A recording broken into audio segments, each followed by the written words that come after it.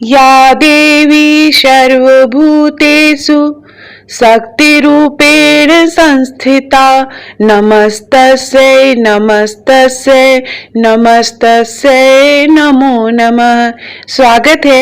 मैं भाविनी मिश्रा आप सभी के सुखी और स्वस्थ जीवन की कामना करती हूँ और आप सभी को नवरात्रि पर्व की, दुर्गा पूजा पर्व की बहुत बहुत शुभकामनाएं। अभी तक हमने दुर्गा सप्तशती का प्रथम, द्वितीय, तृतीय, चतुर्थ, पांचवा, छठा, सातवां और आठवां अध्याय पढ़ा है। मेरे चैनल पर आप देख सकते हैं। आज हम 9वां और 10वां अध्याय सुनेंगे। तो चलिए प्रेम से बोलिए ओम दुर्गाय नमः। ओम दुर्गाय नमः और जयकारे लगाएंगे। जय माता दी। बोलिए साचे दरबार की जय। 9वां अध्याय शुरू करेंगे। इसमें निशुंभ वध का वर्णन किया गया है। तो चलिए 9वां अध्याय शुरू करते हैं। मैं अर्धनारीश्वर के श्री विग्रह की निरंतर शरण लेती हूँ। उनका वर्ण बंदूक, पुष्प और सुवर्ण के समान रक्त पिता मिश्रित है। वह अपनी भुजाओं में सुंदर अक्षमाला, पास, अंग और वरद मुद्रा धारण करता है। अर्धचंद्र उनका आभूषण है तथा वह 3 नेत्रों से सुशोभित है। राजा ने कहा, भगवान आपने रक्तबीज के वध से संबंध में रखने वाला देवी चरित्र का यह अद्भुत महात्म्य मुझे बतलाया। अब रक्तबीज के मारे जाने पर अत्यंत क्रोध में भरे हुए शुंभ और निशुंभ ने जो कर्म किया उसे मैं सुनना चाहता हूँ। ऋषि कहते हैं, राजन, युद्ध में रक्तबीज तथा अन्य दैत्यों के मारे जाने पर शुंभ और निशुंभ के क्रोध की सीमा न रही।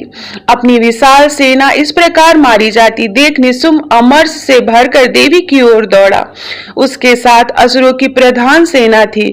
उसके आगे पीछे तथा पार्श्व भाग में बड़े बड़े असुर थे जो क्रोध से ओठ चबाते हुए देवी को मार डालने के लिए आए। महापराक्रमी शुंभ भी अपनी सेना के साथ मातृगणों के से युद्ध करने क्रोधवश चंडिका को मारने के लिए आ पहुंचा। तब देवी के साथ शुंभ और निशुंभ का घोर संग्राम छिड़ गया। वे दोनों दैत्य मेघों की भांति वाणों की भयंकर वृष्टि कर रहे थे। उन दोनों के चलाए हुए वाणों को चंडिका अपने वाणों के समूह से तुरंत काट डाला और शस्त्र समूहों की वर्षा करके उन दोनों दैत्यपतियों के अंगों में भी चोट पहुंचाई। निशुंभ ने तीखी तलवार और चमकते हुए ढाल लेकर देवी के श्रेष्ठ वाहन सिंह के मस्तक पर प्रहार किया। अपने वाहन को चोट पहुंचाता देखकर देवी ने क्षुर्प नामक बाण से निशुंभ की श्रेष्ठ तलवार तुरंत ही काट डाली और उसकी ढाल को भी, जिसमें 8 चांद जड़े थे, खंड खंड कर दिया। ढाल और तलवार के कट जाने पर असुर ने शक्ति चलाई, किंतु सामने आने पर देवी ने चक्र से उसे भी 2 टुकड़े कर दिए। अब तो निशुंभ क्रोध से जल उठा और उस दानव ने देवी को मारने के लिए सूल उठाया, किंतु देवी ने समीप आने पर उसे भी मुक्के से मारकर चूर्ण कर दिया। तब उसने गदा घुमाकर चंडी के ऊपर चलाई, परंतु वह भी देवी ने त्रिशूल से काट कर भस्म कर दिया। तदंतर दैत्यराज निशुंभ को फरसा हाथों में लेकर आते देख देवी ने बाण समूह से घायल कर धरती पर सुला दिया। उस भयंकर पराक्रमी भाई निशुंभ के धाराशाही हो जाने पर शुंभ को बड़ा ही क्रोध हुआ और अंबिका का वध करने के लिए वह आगे बढ़ा। रथ पर बैठ बैठ ही उत्तम आयुष के सुशोभित अपनी बड़ी बड़ी 8 अनुपम भुजाओं से समूचे आकाश को ढक कर वह अद्भुत शोभा पाने लगा। उसे आते देख देवी ने शंख बजाया और धनुष की प्रकाष्ठा की भी अत्यंत दुस्सह शब्द किया। साथ ही अपने घंटे के शब्द से जो समस्त दैत्य सैनिकों का तेज नष्ट करने वाला था, संपूर्ण दिशाओं में व्याप्त कर दिया। तदंतर सिंह ने भी अपनी दहाड़ से, जिसे सुनकर बड़े बड़े गजराजों का महान मद दूर हो जाता है, आकाश, पृथ्वी और 10 दिशाओं को बुझा दिया। फिर काली ने आकाश में उछलकर अपने दोनों हाथों से पृथ्वी पर आघात किया। उससे ऐसा भयंकर शब्द हुआ जिससे पहले के सभी शब्द शांत हो गए। तत्पश्चात शिवदूती ने दैत्यों के लिए अमंगलजनक अट्टहास किया। इन शब्दों को सुनकर समस्त असुर थर्रा उठे, किंतु शुंभ ने को बड़ा क्रोध हुआ। उस समय देवी ने जब शुंभ को लक्ष्य करके कहा, ओ दुरात्मन, खड़ा रह, खड़ा रह। तभी आकाश में खड़े हुए देवता बोल उठे, जय हो, जय हो। शुंभ ने वहां आकर ज्वालाओं से युक्त अत्यंत भयानक शक्ति चलाई। अग्निमय पर्वत के समान आती हुई उस शक्ति को देवी ने बड़े भारी लूके से दूर हटा दिया। उस समय शुंभ के सिंहनाद से तीनों लोग गूंज उठा। राजन, उसकी प्रतिद्वंदी से वज्रपात के समान भयानक शब्द हुआ जिनसे अन्य सब शब्दों को जीत लिया। शुंभ के चलाए हुए बाणों के देवी ने और देवी के चलाए हुए बाणों के शुंभ ने अपने भयंकर बाणों द्वारा सैकड़ों और हजारों टुकड़े कर दिया। तब क्रोध में भरी हुई चंडिका ने शुंभ को शूल से मारा। उसके आकाश से मूर्छित होकर वह पृथ्वी पर गिर पड़ा। इतने में ही निशुंभ को चेतना हुई और उसने धनुष हाथ में लेकर बाणों द्वारा देवी काली तथा सिंह को घायल कर डाला। फिर उस दैत्यराज ने 10,000 बाहें बनाकर चक्रों से प्रहार से चंडिका को आच्छादित कर दिया। तब दुर्गम पीड़ा का नाश करने वाली भगवती दुर्गा ने कुपित होकर अपने बाणों से उन चक्रों तथा बाणों को काट गिराया। यह देख निशुंभ दैत्य सेना के साथ चंडिका का वध करने के लिए हाथों में गदा ले बड़े वेग से दौड़ा। उसे आते ही चंडी ने तीखी धार वाली तलवार से उसकी गदा को शीघ्र ही काट डाला। तब उसने शूल में हाथ में ले लिया। देवताओं को पीड़ा देने वाले निशुंभ को शूल हाथ में लिए आते देख चंडिका ने वेग से चलाए हुए उसके शूल से उसकी छाती छेद डाली। शूल से विदीर्ण हो जाने पर उसकी छाती से एक दूसरा महाबली एवं पराक्रमी पुरुष खड़ी रह कहता हुआ निकला। उस निकलते हुए पुरुष की बात सुनकर देवी ठहाकर हंस पड़ी और खड्ग से उन्होंने उसका मस्तक काट डाला। फिर तो वह पृथ्वी पर गिर पड़ा। तदंतर सिंह अपनी दहाड़ों से असुरों की गर्दन कुचलकर खाने लगा। यह बड़ा भयंकर दृश्य था। उधर काली तथा शिवदूती ने भी अनन्याय दैत्यों को का भक्षण करना आरंभ किया। कौमारी की शक्ति से विदीर्ण होकर कितने ही महादैत्य नष्ट हो गए। ब्रह्माणी के मंत्रपूत जल से निस्तेज होकर कितने ही भाग खड़े हुए। कितने ही दैत्य महेश्वरी के त्रिशूल से छिन्न भिन्न हो धाराशाही हो गए। वाराही के थुथुन से आघात से कितनों का पृथ्वी पर कचूमर निकल गया। वैष्णवी ने भी अभी अपने चक्र से दानवों के टुकड़े टुकड़े कर डाले। इंद्री के हाथ से छूटे हुए वज्र से भी कितने ही प्राणों से हाथ धो बैठे। कुछ असुर नष्ट हो गए, कुछ उस महायुद्ध से भाग गए तथा कितने ही काली शिवद्योति तथा सिंह के ग्रास बन गए। इस प्रकार से मार्कंडेय पुराण में सर्वाणिक मनवंतर की कथा के अंतर्गत देवी महात्म्य में निशुंभ वध नामक 9वां अध्याय पूरा हुआ। तो चलिए प्रेम से बोलिए जय माता दी। ओम दुर्गाय नमः। 10वां अध्याय शुरू करेंगे। इसमें शुंभ वध का वर्णन किया गया है। तो चलिए प्रेम से बोलिए ओम दुर्गाय नमः। 10वां अध्याय शुरू करते हैं। मैं मस्तक पर अर्धचंद्र धारण करने वाली शिव शक्ति स्वरूपा भगवती कामेश्वरी का हृदय में चिंतन करती हूँ। वे तपाए हुए सुवर्ण के समान सुंदर हैं। सूर्य, चंद्रमा और अग्नि ये ही 3 उनके नेत्र हैं और तथा वे अपने मनोहर हाथों में धनुष, बाण, शंख, पास और शूल धारण किए हुए हैं। ऋषि कहते हैं, राजन, अपने प्राणों के समान प्यारे भाई निशुंभ को मारा गया देख तथा सारी सेना का संहार होता जान शुंभ भी कुपित हो गया और उसने कहा, दुष्ट दुर्गे, तू बल के अभिमान में आकर झूठ मूठ का घमंड न दिखा। तू बड़ी मानिनी बनी हुई है किंतु दूसरी स्त्रियों के बल का सहारा लेकर लड़ती है। देवी बोली, ओ दुष्ट, मैं अकेली ही हूँ। इस संसार में मेरे सिवा दूसरी कौन है? देख, ये मेरी ही विभूतियां हैं, अतः मुझ में ही प्रवेश कर रही हैं। तदंतर ब्रह्माणी आदि समस्त देवियां अंबिका देवी के शरीर में लीन हो गई। उस समय केवल अंबिका देवी ही रह गई। देवी बोली, मैं अपनी ऐश्वर्य शक्ति से अनेक रूपों में यहाँ उपस्थित हुई थी। उन सब रूपों को मैंने समेट लिया। अब मैं अकेली ही युद्ध में खड़ी हूँ। तू भी स्थिर हो जाओ। ऋषि कहते हैं, तदंतर देवी और शुंभ के दोनों ने सब देवताओं तथा दानवों को देखते देखते भयंकर युद्ध छिड़ गया। बाणों की वर्षा तथा तीखे शस्त्रों द्वारा दारुण अस्त्रों के प्रहार के कारण उन दोनों का युद्ध सब लोगों के लिए बड़ा भयानक प्रतीत हुआ। उस समय अंबिका देवी ने जो सैकड़ों दिव्य अस्त्र छोड़े, उन्हें दैत्यराज शुंभ ने उनके निवारक अस्त्रों द्वारा काट डाला।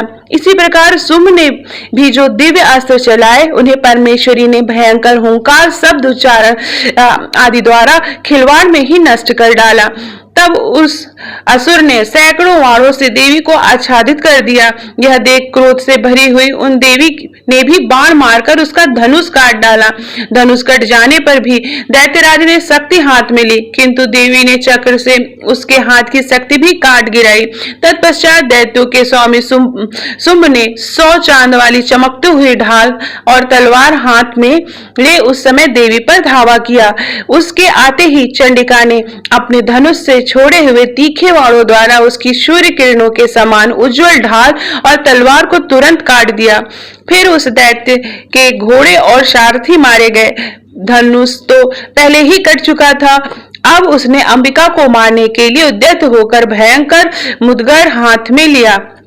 उसे आते देख देवी ने अपने तीक्ष्ण बाण से उसका मुखधर भी काट डाला।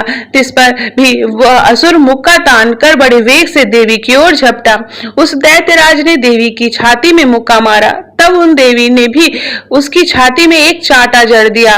देवी का थप्पड़ खाकर दैत्यराज शुंभ पृथ्वी पर गिर पड़ा, परंतु पुनः साहस पूर्वक उठकर खड़ा हो गया। फिर वह उछला और देवी के ऊपर ले जाकर आकाश में खड़ा हो गया। तब चंडिका का आकाश में बिना किसी आधार के शुंभ के साथ युद्ध करने लगी। उस समय दैत्य और चंडिका आकाश में एक दूसरे से लड़ने लगे। उनका वह युद्ध पहले सिद्ध और मुनियों को विस्मय में डालने वाला हुआ। फिर अंबिका ने शुंभ के साथ बहुत देर तक युद्ध करने के पश्चात उसे उठाया, घुमाया और पृथ्वी पर पटक दिया।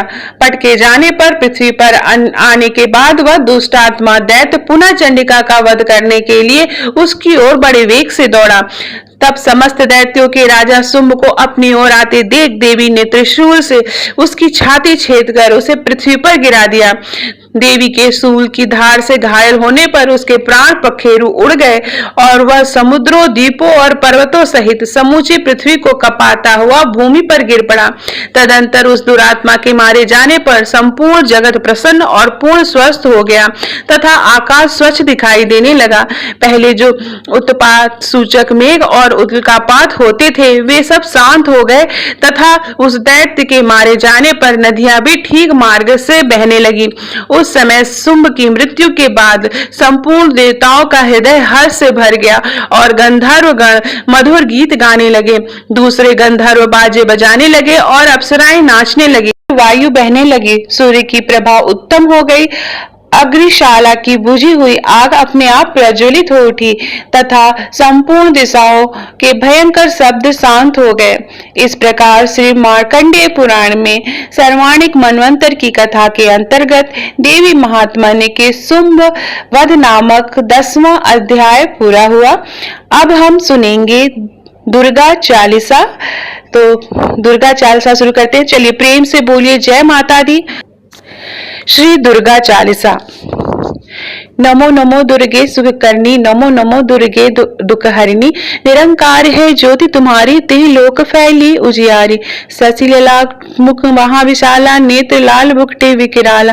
रूप मात को अधिक सुहावे, दरस करत जन अधि सुख पावे। तुम संसार शक्ति लय कीना, पालन हेतु अन्न धन दीना।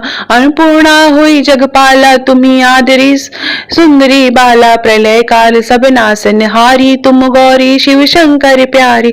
शिव योगी तुम्हारे गुण गावे, ब्रह्मा विष्णु तुम्हें नित्य ध्यावे। रूप सरस्वती को तुम धारा, दे सुध बुद्धि ऋषि मुनि उबारा। धारियो रूप नरसिंह को अम्बा, प्रगट भई पाड़ कर खम्बा। रक्षा करी प्रहलाद बचायो, हिण्याक्ष को स्वर्ग पठायो। लक्ष्मी रूप धरो जग माही, श्री नारा अंग समाही। क्षीर सिंधु में करत विलासा, दया सिंधु दीजे मन आसा। हिंग लाज ब्रज में तुम्ही भवानी, महिमा अमित न जात बखानी। मातंगी अरुधु माती माता, भुवनेश्वरी बंगला सुखदाता। श्री भैरव तारा जगतरणी, छिन्न बाल भगु दुख निवारणी। के हर वाहन सोई भवानी, लांगुर वीर चलत अगवानी। कर में खप्पड़ खटक विराजे, जाको देख काल डर भाजे। सोहे अस्त्र और त्रिशूला, जाठे उठत शत्रु हे शूला। नागकोट में तुम्हें विराजत, तिह लोक में डंका बाजत। शुंभ निशुंभ दानव तुम मारे, रक्त बीज संकन संहारे। महिषासुर ने अति अभिमानी, जही अगबार मही अकुलानी। रूप करार कालिको धारा, सेन सहित तुम ते संहारा। पड़ी गाढ़ संतन पर जब जब भई सहाय, मातु तब तब तब। अमरपुरी और बावस लोका, तब महिमा सब कहे अशोका। ज्वाला में है ज्योति तुम्हारी, तुम्हें सदा पूजे नर नारी। प्रेम भक्ति से जो यश गावे, दुख दरिद्र निकट नहीं आवे। ध्यावे तुम्हें जो नर मन लाई, जन्म मरणता को छुट जाए। जोगी सुर मुनि कहत पुकारी, योग न हो बिन हो शक्ति तुम्हारी। शंकर आचरत तप कीनो, क्राम क्रोध जीती सब नीनो। इस दिन ध्यान सर धरो शंकर को, काहू काल नहीं सुमरो तुमको। शक्ति रूप को मरम न पायो, शक्ति गई तब मन पछतायो। शरणागत हुई कीर्ति बखानी, जय जय जय जगदम्ब भवानी। भई प्रसन्न आदि जगदम्बा, दई शक्ति नहीं कीन विलंबा। माँ को मातु कष्ट अति घेरो, तुम बिन कौन हरो दुख मेरो। आशा तृष्णा निपट सतावे, रिपु मूरख मोहि डर पावे। शत्रुनाश कीजे महारानी, सुमरो एक चित तुम्हें भवानी। करो कृपा हे मातु दयाला, रिद्धि सिद्धि दय करो निहाला। जब लग जियो दया फल पाऊं, तुमरो जस मैं सदा सुनाऊं। दुर्गा चालीसा जो कोई गावे, सब सुख भोग परम पद पावे। देवी दास शरण निज जानी, करो कृपा जगदम्ब भवानी। इति श्री दुर्गा चालीसा संपूर्ण।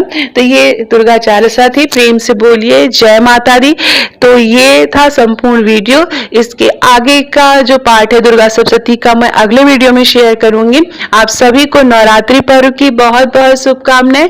और वीडियो पसंद आए हो तो प्लीज कमेंट बॉक्स में जय माता दी जरूर लिखिएगा। ज्यादा पसंद आए तो अपने दोस्तों, बंधुओं, माताओं के बीच में शेयर करिएगा। बहुत बहुत धन्यवाद।